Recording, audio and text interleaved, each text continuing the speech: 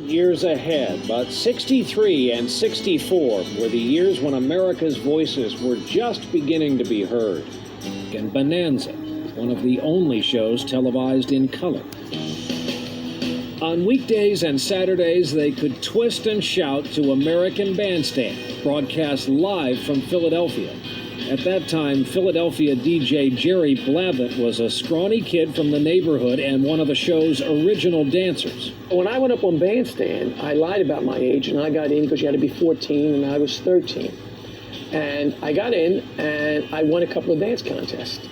And because of that, I became one of the most popular kids on Bandstand. It was a dream come true for the kids that got to dance to rock and roll, and for the millions of viewers tuning in every week. It was the first time that kids danced to rock and roll music on TV. Up until that time, kids were not, there were record hops, school hops, but nobody saw kids dancing to this music.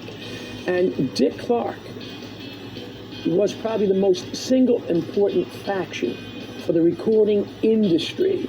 The music now was being heard, and Dick Clark was breaking records, and kids that danced on Bandstand became stars. For the young girl and boy sitting at home, Bandstand was their show. The older people had the soap operas, all right? The variety shows were Ed Sullivan, Arthur Godfrey. Bandstand was a kid's show. He heard the music, he saw the artists, and he learned how to dance by watching that show. It was a time when families sat down together for dinner and gathered around the television set. A time when neighbors looked out for one another. There was dignity, there was respect, and you knew what you could do, and you knew what you couldn't do.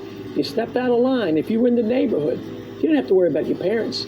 Your neighbor would say, if I tell your mother, I tell your father. No, please, I won't do it again. I won't do it again. We grew up in a wonderful time. Bandstand reflected those times, you see. In support of freedom and in defense of peace in Southeast Asia.